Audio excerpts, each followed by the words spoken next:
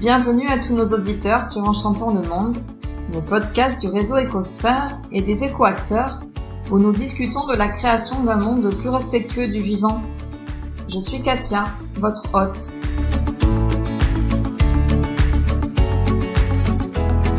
Aujourd'hui, je reçois dans la joie Stéphanie Morès. Stéphanie est coach professionnelle et experte en numérologie consciente et constructive. Elle accompagne les entrepreneurs, les dirigeants et les particuliers à optimiser en pleine sécurité leurs performances grâce à l'identification de leurs talents innés et potentialités. Nous allons discuter de son parcours, de son rôle au sein du réseau Écosphère et auprès des éco-acteurs et de sa contribution au monde. Alors installez-vous confortablement et préparez-vous à être inspirés par les expériences et les idées de Stéphanie Morès. C'est parti! Bonjour Stéphanie! Bonjour Katia! Comment vas-tu? Écoute, très très bien. Je rentre d'un week-end en immersion justement avec les membres de l'Écosphère et du coup je suis en joie. Alors peut-être pour recontextualiser, on est le 4 septembre aujourd'hui quand on enregistre et nous venons effectivement de passer un week-end ensemble dans la Creuse. Exactement. Et on en profite donc pour faire cette interview aujourd'hui. Moi je suis ravie de t'avoir avec moi au micro aujourd'hui. Est-ce que tu veux bien te présenter pour commencer? Oui, avec plaisir. Donc je suis Stéphanie Morès, bordelaise de 48 ans.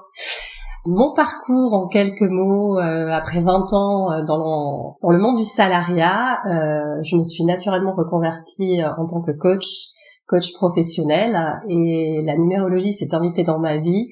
J'en ai fait le mémoire de ma formation dans la formation de coaching à l'ICS Business School, et du coup ça m'a ouvert énormément de portes de connaissance de soi, et c'est la raison pour laquelle, on en parlera tout à l'heure, je l'ai j'ai créé la numérologie consciente et constructive.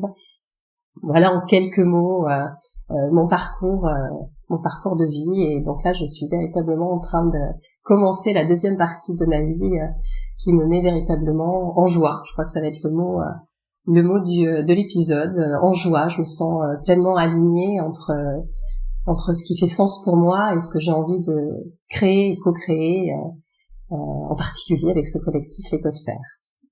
Alors, comme tu dis, on reviendra un petit peu plus tard sur effectivement ta pratique en numérologie. Alors, comment est-ce que tu as connu le réseau Écosphère? Alors en fait, c'est vraiment l'Écosphère qui s'est proposé à moi à travers un message que j'ai reçu de Ken Noé, qui est donc à l'initiative évidemment de ce collectif. Et donc tout de suite, ça m'a appelée. Je me suis sentie intriguée et très curieuse de voir ce que cela pouvait impliquer. Donc voilà, j'ai eu un échange qui était vraiment de cœur à cœur, et je fonctionne beaucoup au feeling. Et véritablement, j'ai beaucoup aimé l'échange que nous avons eu avec Ken. Et c'est vraiment ça qui m'a fait faire le pas. Et pour moi, forcément, l'Écosphère, entrepreneur conscient et engagé, ça résonnait avec ma numérologie de conscience. Pour moi, voilà, c'était évident à la fois de rejoindre un collectif avec des expertises différentes, et en même temps de pouvoir véritablement faire rentrer dans l'entreprise cette conscience et remettre l'humain au cœur des entreprises. Depuis combien de temps est-ce que tu fais partie de ce réseau? Alors c'est récent, ça date de quelques mois. Comme tu disais, on est le 4 septembre aujourd'hui, et donc j'ai intégré le collectif au 1er juin. Et déjà, beaucoup de choses commencent à se mettre en place, et ce week-end, justement, a permis aussi de consolider et de clarifier où on en est, et là où on va, à titre personnel pour moi, et au sein de ce collectif. Qu'est-ce qui t'a plu dans ce réseau, puisque c'est Ken qui est venu vers toi? En quoi est-ce que ça a résonné pour toi? Comme je disais, c'est vraiment, j'ai ressenti un échange de cœur à cœur, et cet ancrage et cet alignement que Ken peut porter sur véritablement le sens de l'Écosphère. Et donc, moi j'ai besoin en fait aujourd'hui plus qu'avant d'être dans cette relation de cœur à cœur, et que les projets, mes projets et les projets que j'ai envie de co-créer aient du sens. Et véritablement, voilà, partent de cet espace. J'ai rencontré également les personnes, donc quelques personnes, évidemment pas toutes, puisque nombre de membres, alors j'ai plus le nombre exact, mais on est assez nombreux. Mais là, vraiment, j'avais déjà ressenti énormément de connexion, encore une fois, de cœur à cœur avec certaines personnes qui se sont confirmées ce week-end, d'autres que je n'avais pas encore rencontrées, et où véritablement il y a eu un vrai coup de cœur. Et donc ça me motive encore plus pour continuer à co-construire, et dans cette unité, voilà, et dans cette conscience. Pour moi, on en reparlera tout à l'heure, mais pour moi, faire l'économie de l'être, ne pas savoir qui l'on est profondément, vraiment nous handicape pour mener à terme nos projets, qu'ils soient personnels, professionnels. On doit aller visiter ce qui se passe en nous et ensuite construire sur des fondations solides, mais à partir de nous, tant qu'on n'a pas clarifié nos zones d'ombre, on ne peut pas, on va continuer à les subir, et donc ça va avoir des impacts à la fois sur notre vie personnelle, mais également professionnelle, d'où mon réel besoin et vraiment l'envie d'aller au cœur des entreprises pour amener cette conscience qui va faire ensuite que le management va obtenir, en tout cas va atteindre ses objectifs, mais pas depuis le même endroit, on va dire, et ça va amener de la fluidité, de la rapidité, de la joie, puisque moins d'absentéisme, enfin ça c'est toutes ces choses que j'ai envie véritablement de faire prendre conscience aux dirigeants. Tu utilises la numérologie pour pouvoir avoir effectivement cette prise de conscience, ou participer à cette prise de conscience. Tu peux nous en dire un peu plus? Oui. Parce que c'est une numérologie consciente et constructive. Oui, donc c'est une méthodologie que tu as toi concrétisée. Tout à fait. Je me suis du coup formée à la numérologie stratégique, que j'ai rencontrée, comme je le disais en introduction, où ça m'a passionnée. Et je me suis rendu compte qu'en fait, à travers qui l'on est, tous nos prénoms, notre nom de naissance, notre date de naissance, on obtenait véritablement une cartographie et des nombres qui entouraient. Moi, je la représente autour d'une boussole intérieure, qui est véritablement notre boussole intérieure. Et en fonction des nombres qui s'inscrivent dans cette boussole, que ce soit à travers notre chemin de vie ou à travers nos potentialités, nos talents innés, mais qui peuvent être en sommeil également, tout l'intérêt d'aller visiter nos parts de lumière, donc notre zone de génie, et puis nos parts d'ombre, et petit à petit ne plus être au service de ces parts d'ombre, mais récupérer notre pouvoir personnel et pouvoir justement de façon adaptée les voir se présenter à nous. Et donc qu'est-ce qu'on en fait? Donc pour moi c'est véritablement de la conscience qu'on va aller mettre sur qui l'on est, et c'est tellement puissant pour moi, ça amène tellement de clés de lecture sur qui l'on est, que aujourd'hui mes accompagnements commencent par la restitution de notre thème de naissance, qui amène évidemment la fameuse demande cachée du coaché en une seule séance, et du coup ça accélère. Effectivement, pour moi c'est un accélérateur de conscience, la numérologie. Ça permet véritablement d'aller au cœur des problématiques et de pouvoir apporter justement des solutions. Encore une fois, il y a beaucoup de méthodes, de techniques pour aller travailler entre guillemets ces zones d'ombre, les identifier, et les accepter, et ensuite du coup les transformer toujours à notre service en premier, pour ensuite pouvoir le mettre au service du collectif. De ce que tu dis, le thème de naissance serait presque le prérequis pour connaître et avoir sur soi, pour avoir une meilleure connaissance de soi et continuer son développement personnel. Alors, en tout cas, effectivement, moi, c'est vraiment un outil qui est devenu une évidence, donc c'est mon outil. Il en existe d'autres, évidemment, pour se connaître, mais véritablement, pour moi, tant qu'on ne sait pas qui l'on est de façon honnête et sincère, pas je sais qui je suis, mais aller justement visiter nos parts d'ombre, et qu'est-ce qu'on en fait, et qu'est-ce que ça dit de moi, et donc c'est l'autre est miroir, mais tant qu'on n'a pas justement travaillé nos parts d'ombre et qu'on les voit à l'extérieur, ça nous interroge toujours sur pour quelles raisons ça s'active chez moi, qu'est-ce que ça dit, et comment je peux faire pour aller mettre de la douceur, de la lumière, mais de la douceur sur ces parts d'ombre, et que d'un seul coup elles ne me submergent plus, mais que elles fassent partie de mes facettes, et que je mette de la douceur, et que je puisse justement les identifier pour voir quand elles se manifestent, et ensuite décider en conscience, ok, là je vois que tu es là, je t'entends, je vais dialoguer presque avec mes parts et puis voilà, je vais prendre des décisions beaucoup plus en alignement, en adéquation avec la personne, avec Stéphanie telle que je suis dans sa globalité, dans sa complétude, on va dire. Comment es-tu venue à t'intéresser à la numérologie? Alors justement, je l'ai dit un peu plus tôt, elle est arrivée, j'étais dans ma formation pour devenir coach professionnel, et nous avons un mémoire à rédiger et à soutenir, et la numérologie, à travers le podcast de Métamorphose, la numérologie s'est invitée dans ma vie, et je suis quelqu'un de passionné par nature, et quand quelque chose me passionne, eh bien d'un seul coup, je vais vouloir m'y intéresser vraiment à fond, et à tel point que, sans le décider consciemment, le sujet de mon mémoire et la numérologie n'en fait qu'un à un moment donné, et j'ai interrogé sur dans quelle mesure la numérologie pouvait-elle être utilisée en tant qu'outil dans l'accompagnement individuel ou en équipe. Et donc il y a un petit côté fierté, puisque introduire cette notion dans une école de commerce comme ICN Business School était touchy, comme je l'ai vraiment dit, et ça pouvait être une pente glissante, et absolument pas. Donc déjà, en plus, je les en remercie d'avoir accepté de pouvoir introduire ce sujet, qui pour moi est vraiment important.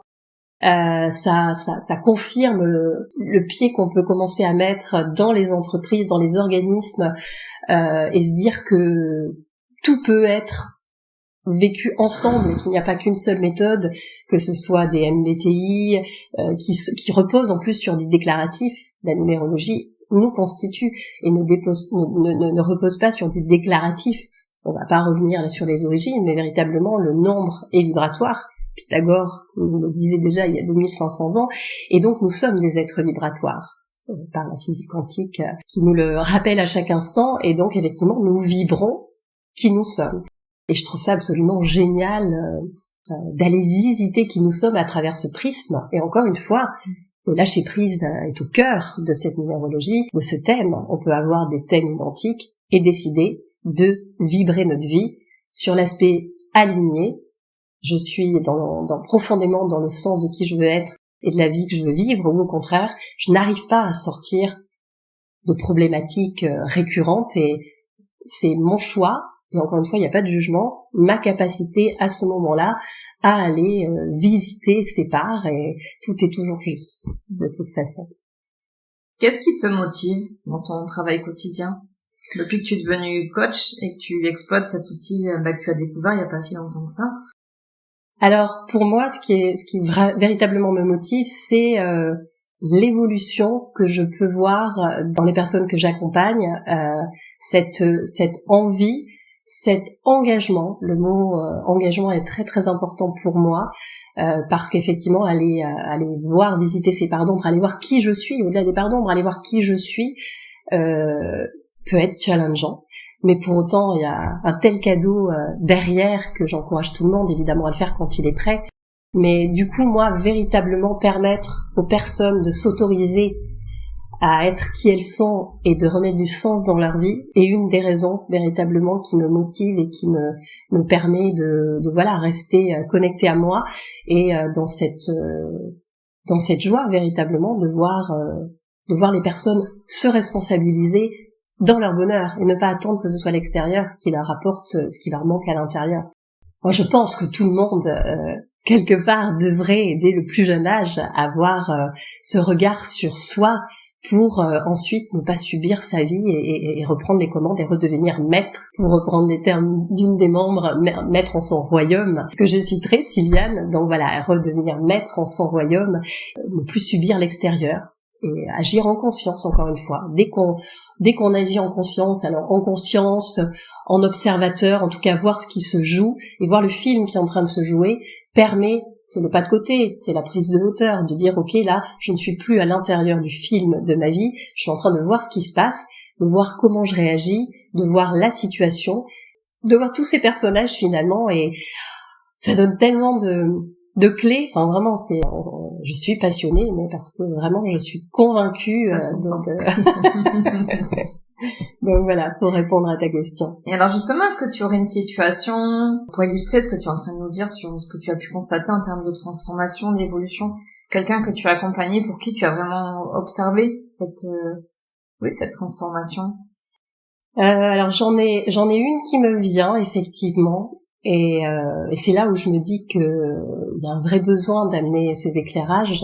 Pour moi, ce qui aujourd'hui est évident ne l'était pas pour cette personne, très engagée dans sa volonté à changer, à évoluer, à aller mieux, à toucher le bonheur. Et à un moment, elle me fait part d'une situation qu'elle a vécue, où elle allait voir le médecin pour une problématique, et finalement il y en a une autre qui se dégage dans cette problématique. Et donc pour elle, c'était une fois de plus la vie qui s'acharnait. Et je lui ai juste demandé d'imaginer comment cette réalité finalement qu'elle vivait, elle pouvait y mettre finalement une autre histoire, une autre perception, un autre point de vue. Et est-ce que finalement la vie, là, lui avait pas fait un cadeau caché, certes, mais j'ai mal au ventre, je vais voir le médecin, et si je n'ai pas mal au ventre, on ne voit pas forcément ce qu'on découvre, et peut-être que dans 2 mois c'est trop tard. Et donc d'arriver à modifier la perception qu'on a d'un événement et de voir dans quelle mesure ça peut être aidant. Et en fait, véritablement, elle m'a exprimé le fait de me dire, mais là, tu es en train de me décrire un monde qui, pour moi, était complètement, qui n'était pas dans mon champ de conscience. C'est-à-dire, pour moi, il y a une réalité, il n'y en a qu'une. Et c'est celle-ci. Et elle m'a dit, mais là, du coup, il y a un monde qui s'ouvre. Et pour moi, c'est ça, c'est-à-dire permettre à la personne d'ouvrir son champ de conscience et de redevenir maître de sa vie et de décider. C'est pas la situation qui va décider de ma vie, mais c'est moi qui peux voir dans cette situation une opportunité de grandir, d'évoluer, et vraiment derrière chaque difficulté, obstacle, moi c'est la citation qui est en haut de mon site, c'est je ne perds jamais, soit je gagne, soit j'apprends de Nelson Mandela. Et c'est ça, c'est-à-dire que derrière le mot entre guillemets échec, mais c'est surtout qu'on a un enseignement, on a véritablement un apprentissage qui nous permet, si on décide de vraiment identifier et dépasser cet obstacle, de grandir derrière, mais de grandir dans le sens vraiment évoluer, comprendre des choses, et ça ramène effectivement, ça nous rapproche de qui l'on est et du sens qu'on veut mettre dans nos relations, dans notre vie et dans tout ce qui nous entoure. Et dans ton parcours, est-ce que par contre tu as eu rencontré des obstacles ou relevé des défis? Et comment est-ce que tu as pu passer ces obstacles et relever ces défis si tu en as rencontré? Dans mon parcours professionnel, oui, ou dans mon parcours dans ton parcours peut-être professionnel ou personnel, peut-être pour nous partager une expérience. Comment est-ce que toi tu as pu faire face à des difficultés dans ta vie?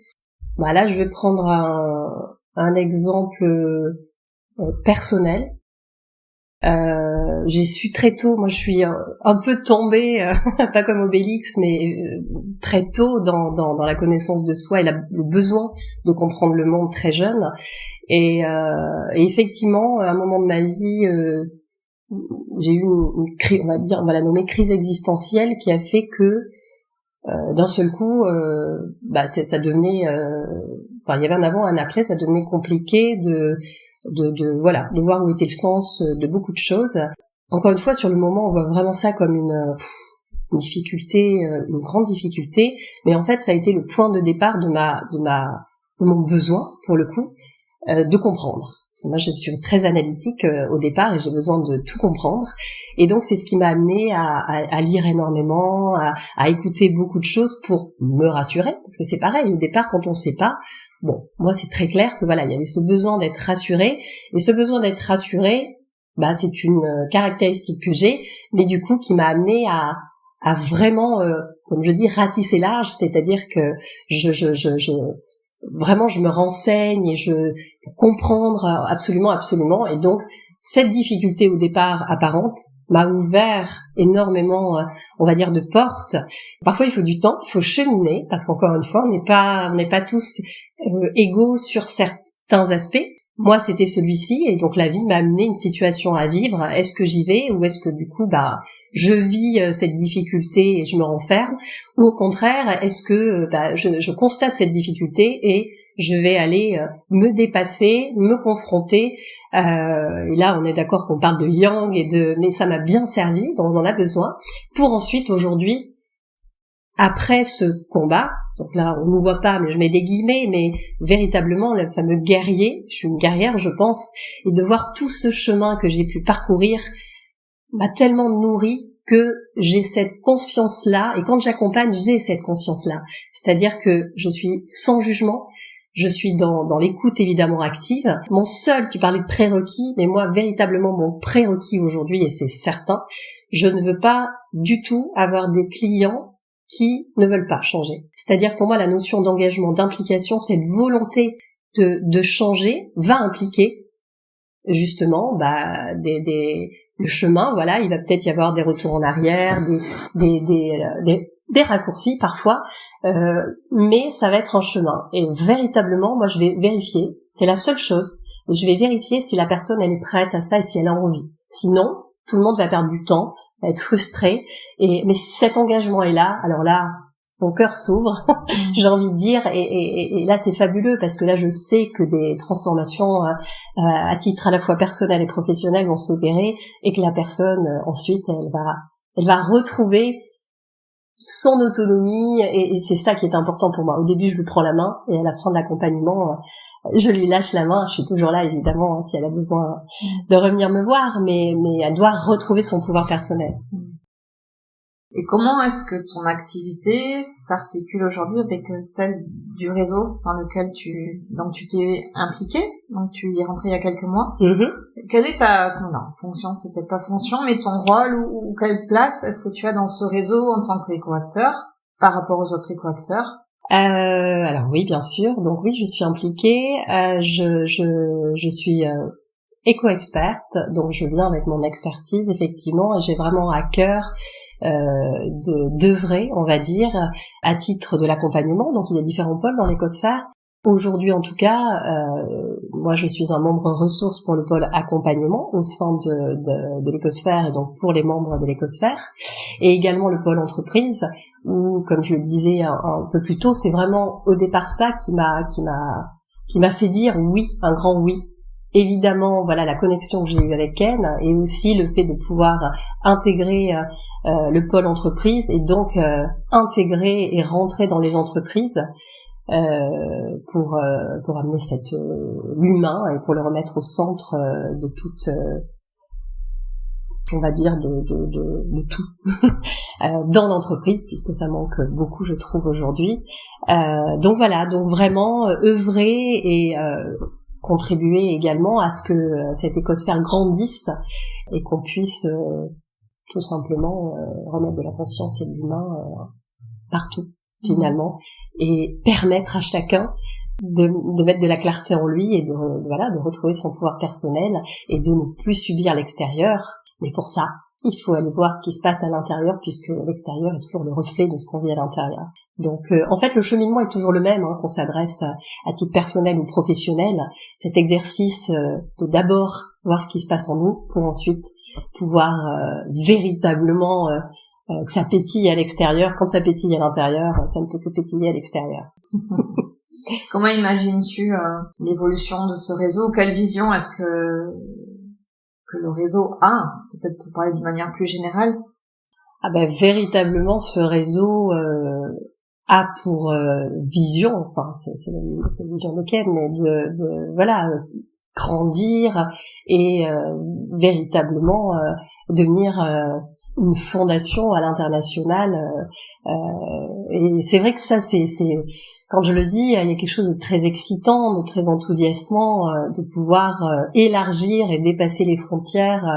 Et c'est très parlant. Et encore une fois, on doit se reconnecter à soi et voir quelle place. C'est toujours pareil, c'est ça qui est intéressant. Selon qui l'on est profondément, on peut œuvrer pour ce collectif, pas forcément être ce visionnaire, mais en tout cas permettre. Il y a des personnes qui vont avoir du lead naturellement, qui vont aimer ça, qui vont avoir cette compétence, d'autres qui vont préférer œuvrer dans l'ombre, être côte à côte ou en face à face et donc être dans cet accompagnement. Donc c'est ça qui est bien d'identifier, c'est une famille en fait. Et l'idée, c'est que cette famille s'agrandisse encore et encore, et en gardant évidemment cet esprit qui est de mettre ou de remettre du sens et de l'humain dans tout ce qu'on fait finalement. Est-ce qu'il y a un conseil que tu aimerais nous partager? Le conseil, enfin pour moi, c'est vraiment, et c'est tellement clair.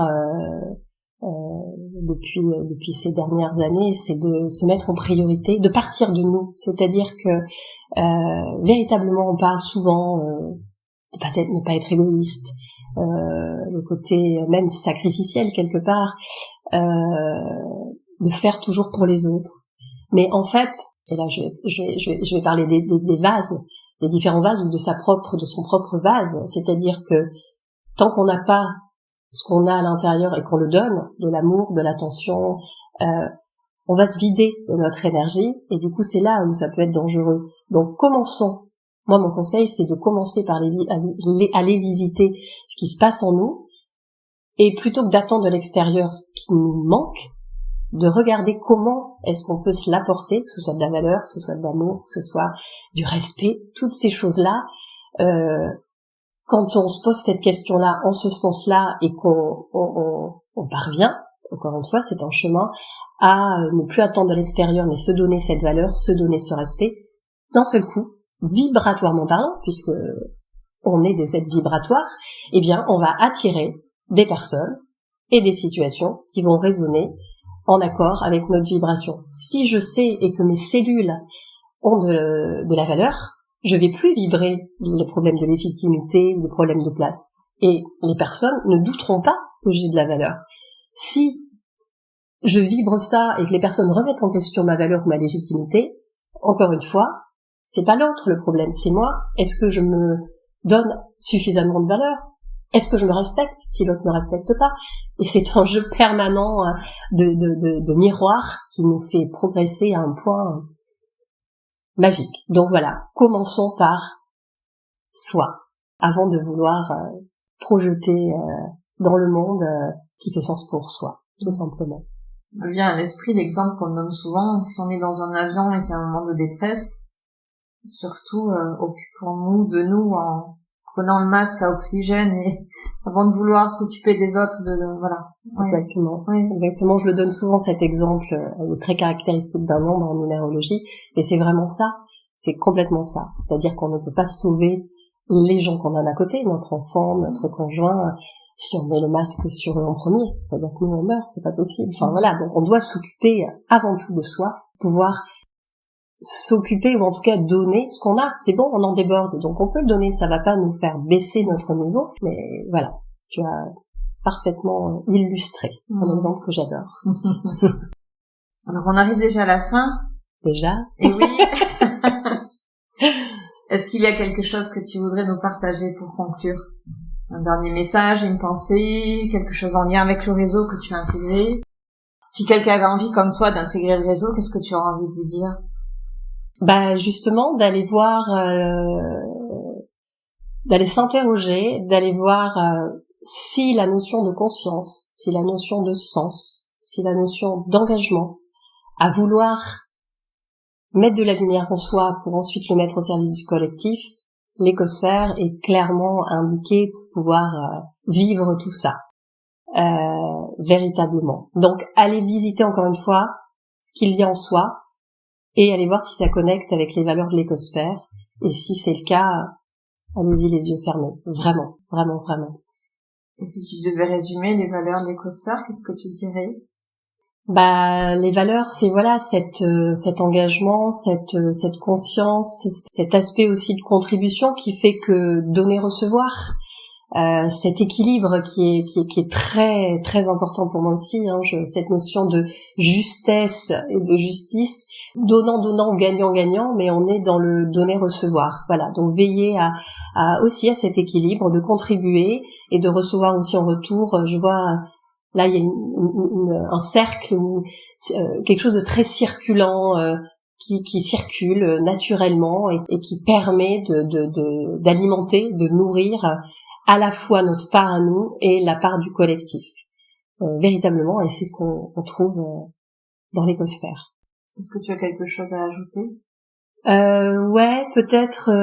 Encore une fois, je suis pas du tout moi dans un monde de bisounours parce que je sais à quel point voilà travailler sur soi peut être challengeant. Mais pour moi, faire ce qu'on peut, c'est-à-dire s'occuper véritablement de ce qui relève de notre pouvoir à nous, et ensuite lâcher prise. Vraiment faire confiance et lâcher. Je reviens toujours sur l'énergie, mais quand on émet des résistances ou qu'il y a des attentes, là je vois se constituer presque des cristaux qui empêchent justement la lumière de venir entre moi et l'extérieur. Si j'ai fait de mon mieux, je peux pas citer les accords Toltec, mais voilà, si j'ai fait ce qui relève de ma capacité, que je suis allée au bout, ensuite lâcher prise. Et ce qui se fera, doit se faire pour sa propre évolution, et ne pas être dans cette attente, dans cette énergie d'attente qui finalement sous-tend l'énergie du manque. Donc, ok, on est dans cette acceptation, j'ai fait, je suis allée au bout de ce que je pouvais faire, ensuite ça ne m'appartient plus. Et donc voilà, confiance en la vie, après on met ce qu'on veut derrière, mais voilà, se faire confiance et ensuite lâcher et faire confiance à la vie. Eh bien, merci Stéphanie. Ben merci Katia pour ce moment très agréable. Et merci beaucoup pour votre écoute. J'espère que le parcours de Stéphanie vous aura inspiré. N'hésitez pas à la contacter directement sur ses réseaux. Alors, on laissera les coordonnées tout à fait dans la description. Donc, vous trouverez tous les liens pour la contacter dans le descriptif de cet épisode. À bientôt. À bientôt. J'espère que vous aurez pris plaisir à nous écouter. Si vous avez aimé cet épisode et que vous souhaitez continuer à découvrir les histoires de ces éco-acteurs qui œuvrent pour un monde meilleur, abonnez-vous. Et si vous voulez être tenu informé de la sortie du prochain épisode, abonnez-vous à la page du réseau. Merci d'avoir pris le temps de passer ce moment avec nous. Je vous dis à très bientôt pour de nouvelles informations concernant le réseau Écosphère et ses éco-acteurs.